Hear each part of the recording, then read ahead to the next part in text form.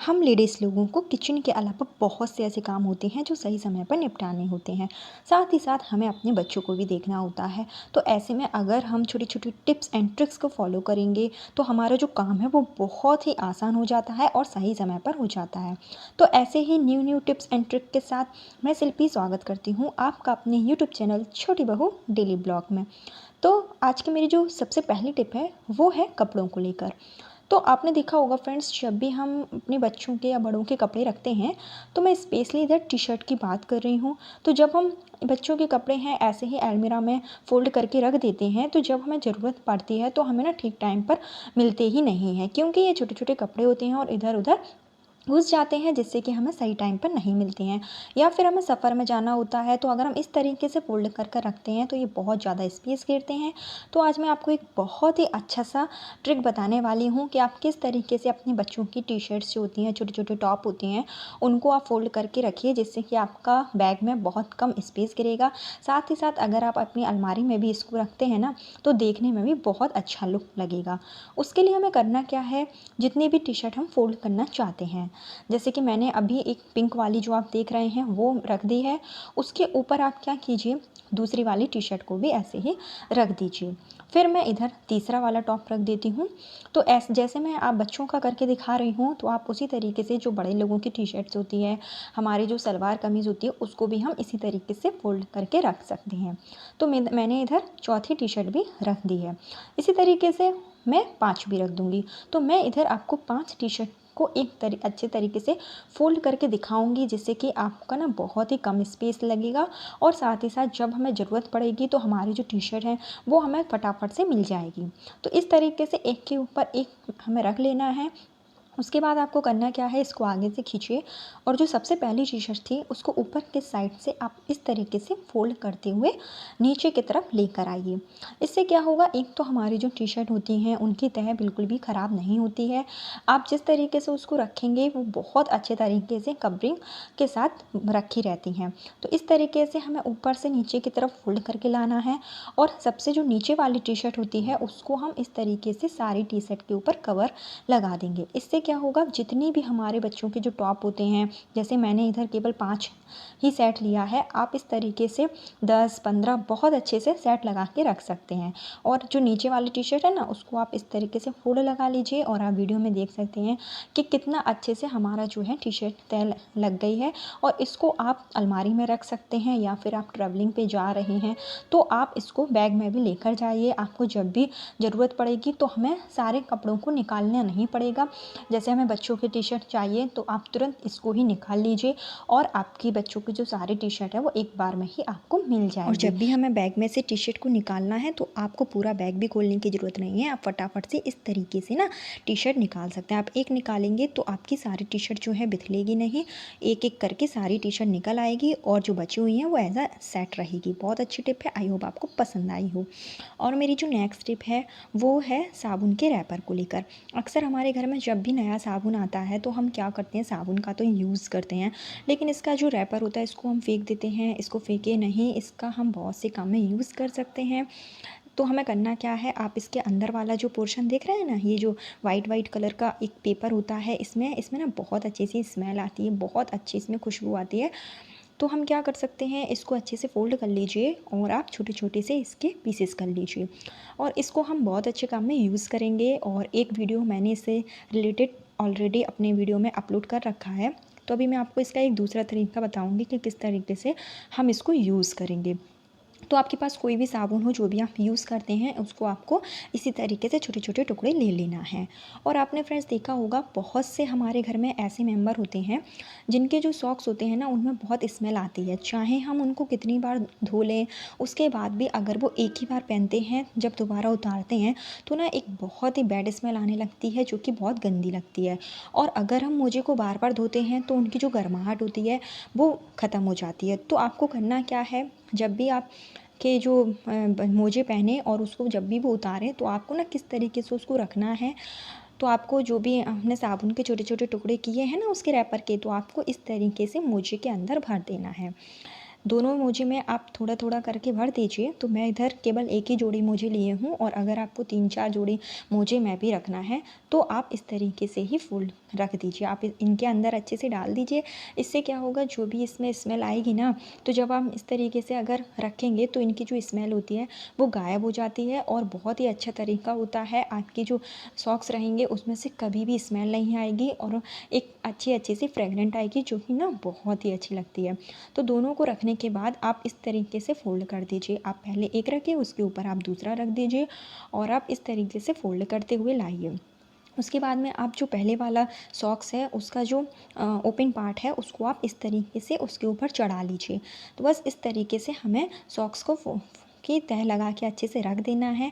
इससे हमारे जो सॉक्स होते हैं वो एक तो देखने में भी बहुत अच्छे लगते हैं, और उनमें एक अच्छी सी खुशबू भी आती है। बहुत अच्छा तरीका होता है। आई होप आपको पसंद आया हो। अगर पसंद आया हो और चैनल पर नए हैं तो वीडियो को लाइक और चैनल को सब्सक्राइब किए बिना बिल्कुल भी मत जाइए। तो चलिए फ्रेंड, चलते हैं नेक्स्ट टिप की तरफ। और मेरी जो नेक्स्ट टिप है वो बच्चों को लेकर है, जिसके घर में छोटे बच्चे होते हैं जो कि 3 साल से नीचे के होते हैं और वो स्कूल नहीं जाते हैं। तो हमें करना क्या है, जब उनका स्कूल में एडमिशन नहीं हुआ होता है तो हमें इस तरीके की ना एक ऑल इन वन बुक आती है जो अपने बच्चों के लिए ले लेना है। और जब तक आपके बच्चे स्कूल नहीं जाते हैं तो आप उनको इस तरीके से ना इससे पढ़ाइए, जिससे कि जब तक वो स्कूल जाएंगे तो उनको काफ़ी कुछ आने लगेगा। बहुत अच्छा तरीका होता है। और आप ना जब भी ये बच्चों को बुक लीजिए तो आपने देखा होगा, ये वाली जो बुक होती है ना, इसमें ऊपर से कोई कवरिंग नहीं होती है। स्टार्टिंग इसकी डायरेक्ट ऐसे ही वाइट पेज से होती है। तो जब हम इनको बच्चों को ऐसे ही दे देते हैं तो ना ये फटने के बहुत ज़्यादा चांस होते हैं, क्योंकि बच्चों का तो काम ही होता है, कोई भी बुक उन्हें दे दो तो वो फाड़ देते हैं। उसके लिए हमें क्या करना है, जब भी हम बुक खरीदें तो आपको ना कॉर्नर में टेप लगा देना है। टेप आपके पास जो भी हो, जो भी आप यूज़ करते हो, तो आप उसको ज़रूर से टेप लगा दीजिए, जिससे कि क्या होगा, ये बहुत अच्छे से कवर हो जाएगा। और साथ ही साथ आपको एक काम और करना है। तो इसके लिए आपको, तो आपके पास कोई भी ट्रांसपेरेंट पन्नी रखी हो, जैसे मेरे पास ये कवर चढ़ाने वाला रखा हुआ था, तो अगर आपके पास इस टाइप से पन्नी ना हो तो जो साड़ियाँ जिसमें आती है ना वो वाली पन्नी आप ले लीजिए। और जितने आपके बच्चों के पास जो बुक्स है ना, जैसे एक ही बुक होती है जब बच्चे स्कूल नहीं जाते हैं, तो उनको इतना ना तरीका नहीं होता है बुक्स को संभालने का, तो आप इस तरीके से ना कवरिंग कर सकते हैं पन्नी की। इससे जो बुक होगी वो काफ़ी लंबे टाइम तक चलेगी, बच्चे बिल्कुल फाड़ नहीं पाएंगे। और दूसरी बात, इसके ऊपर ना कोई भी पेन वगैरह चलाएंगे तो हमारी जो बुक है वो ख़राब नहीं होगी। बहुत अच्छा तरीका होता है, क्योंकि छोटे बच्चे होते हैं उनको तो इतना आइडिया नहीं होता है पढ़ने का, तो वो तो फाड़ ही देंगे, तो उसकी सेफ्टी करना हमारा ही काम है। तो ये हमें ज़रूर से कर लेना है, क्योंकि जो बुक्स होती हैं वो बहुत महंगी आती है।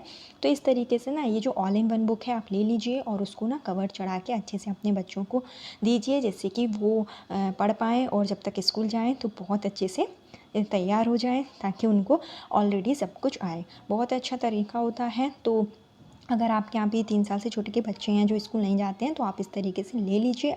आई होप आपको मेरा ये आइडिया पसंद आया हो। तो मेरी जो नेक्स्ट टिप है वो बहुत ही यूज़फुल है। आपने देखा होगा, जब भी हमारे यहाँ इस टाइप के ट्यूब होते हैं, चाहे फिर बॉडी मास हो या फिर कोई भी फेस क्रीम हो, तो हम क्या करते हैं, जब भी इसमें से क्या होता है, जितनी हमें चाहिए होती है ना, तो ये कुछ ज़्यादा निकल आती है गलती से, या फिर कोई भी नया ट्यूब वगैरह होता है ना, हम उसको थोड़ा सा ही प्रेस करते हैं और ये बाहर बहुत ज़्यादा निकल कर आ जाती है।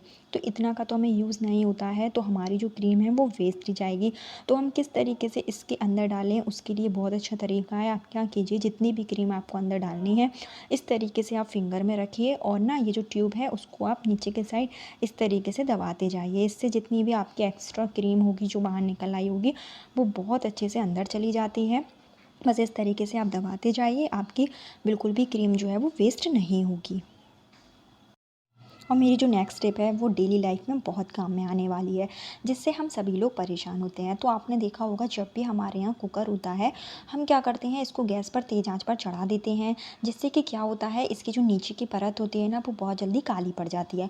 ख़ास करके कभी कभार हमारे पास इंडक्शन का कुकर होता है, लेकिन हम उसको गलती से गैस पर चढ़ा देते हैं। तो पहले तो मैं यही सलाह दूँगी आपको कि आप कभी भी इंडक्शन का कुकर गैस पर मत चढ़ाइए, क्योंकि ये बहुत जल्दी ख़राब हो जाता है, क्योंकि ये जल जल जाता है, जिससे कि इसकी जो नीचे की जो परत होती है ना, ये बहुत जल्दी से ना उखड़ने लगती है। तो अगर आप फिर भी गलती से अगर इसको चढ़ा देते हैं और ये काला पड़ जाता है, तो इसको किस तरीके से साफ़ करें, इसके लिए मैंने ऑलरेडी एक वीडियो बनाया था एक्सपायरी मेडिसिन से। हम बहुत अच्छे से इंडक्शन के जो भी बर्तन होते हैं उनको क्लीन कर सकते हैं, जिसका लिंक मैंने डिस्क्रिप्शन में दे रखा है। अगर आपने ना देखा हो तो आप उसको देख सकते हैं, हम सभी लोगों के लिए बहुत हेल्पफुल है। तो अभी मैं एक छोटी सी टिप और बताने वाली हूँ। हमें करना क्या है, जब भी हम कोई भी कुकर हो गया हो, चाहे फिर वो इंडक्शन का हो या फिर गैस का हो, उसको चढ़ाने से पहले, गैस पर चढ़ाने से पहले हमें एक काम कर देना है। हमें क्या करना है, थोड़ा सा नमक लेना है और नमक को आप इस तरीके से ना थोड़ा सा पानी डालिए, आप पूरे में अच्छे से इसकी पैनी में अच्छे से फैला दीजिए। इससे क्या होगा, जब हम इसको गैस पर चढ़ाएंगे ना, तो हमारी जो कुकर है उसको नीचे की सतह बिल्कुल भी काली नहीं पड़ेगी। इससे कि हमारा जो कुकर है हमें मांजना नहीं पड़ेगा, घिसना भी नहीं पड़ेगा। बहुत ही जल्दी हमारा जो कुकर है वो साफ़ हो जाएगा, साथ ही हमेशा चमकदार भी बना रहता है। तो हमारी जो दादी नानी हुआ करती थी पुराने ज़माने में, जब वो चूल्हे पर खाना बनाती थी ना, तो वो भी इसी ट्रिक को फॉलो करती थी। वो क्या करती थी, कोई भी कढ़ाई वगैरह चढ़ाती थी, उस पर नमक लगा देती थी, जिससे उनके बर्तन कभी गंदे नहीं होते थे। आई होप आपको मेरा ये आइडिया पसंद आया हो। और मेरी जो नेक्स्ट टिप है वो भी बहुत यूज़फुल है। आप जब भी कुकर में कोई खाना बनाएं, चाहे आप कुकर में बनाएं या फिर आप रोटी सेकें, तो आप जब गैस को बंद कर दें उसके बाद भी कुकर जो होता है ना वो गर्म होता है। तो हमें करना क्या है, जो भी हमारे पास कांच की चूड़ियाँ हैं उनको इस तरीके से कुकर पे लगा देना है। इससे क्या होगा, जो हमारी चूड़ियाँ जल्दी टूट जाती हैं उनमें जल्दी चटकन आ जाती है, क्योंकि बहुत सी कांच की चूड़ियाँ ऐसी होती हैं जो कमज़ोर होती हैं। तो इस तरीके से हमें क्या करना है, अगर हम कुकर पर लगा देंगे तो उनकी गर्माहट से हमारी जो चूड़ियाँ होती हैं ना वो पक्की हो जाती हैं, बिल्कुल भी टूटेंगी नहीं। क्योंकि अगर हम चूड़ियों को वैसे हम गर्म आग देखकर भी गर्माहट गर्म कर सकते हैं, लेकिन अगर हम इसको डायरेक्ट आग पर लगाएंगे तो ये बहुत जल्दी टूट जाएगी। तो इस तरीके से ना आप क्या कीजिए, जब भी आप रोटी बनाएं और आपका तवा गर्म हो या फिर आप कुकर वगैरह में कोई भी चीज़ बनाएं, तो उस टाइम पर आप इस ट्रिक को फॉलो कर सकते हैं। इसी तरीके से जो हमारी मेटल की चूड़ियाँ होती हैं, अगर हम उनको भी इस तरीके से रखेंगे तो उनका जो कलर होता है ना वो पक्का हो जाता है, उनमें जो चमक होती है वो भी छूटती नहीं है। बहुत अच्छा तरीका होता है। और इस तरीके से जिसकी चूड़ियाँ जल्दी जल्दी टूट जाती हैं, क्योंकि जो कांच होता है ना वो एकदम से जब हम चूड़ियाँ लेकर आते हैं तो कई चूड़ियाँ ऐसी आ जाती हैं जो देखने में तो बहुत अच्छी लगती हैं, लेकिन ना वो कमज़ोर होती हैं। तो इस तरीके से हम उनकी जो कांच है उनको स्ट्रॉन्ग कर सकते हैं और अपनी जो चूड़ियाँ हैं वो काफ़ी लंबे टाइम तक बना सकते हैं। तो बहुत अच्छा तरीका होता है। आई होप आपको पसंद आया हो। और अगर आपके साथ भी ये वाली प्रॉब्लम है तो इस ट्रिक को आप लोग ज़रूर से ट्राई करके देखिए। आप थोड़ी थोड़ी चूड़ियाँ इस तरीके से रख देंगे ना, तो जितना भी सेट होगा आपका अच्छे से कवर हो जाएगा। तो आज की मेरी टिप्स अगर आपको ज़रा भी हेल्पफुल लगी है तो प्लीज़ एक लाइक ज़रूर कर दीजिए। और अगर आपको कोई भी प्रॉब्लम हो, आपको कुछ भी पूछना हो, तो आप कमेंट बॉक्स में जाके एक कमेंट कर सकते हैं। और अगर चैनल पर नए हैं तो उसको सब्सक्राइब किए बिना बिल्कुल भी मत जाइए। कल फिर मिलती हूँ न्यू टिप्स एंड ट्रिक के साथ। जब तक के लिए बाय बाय।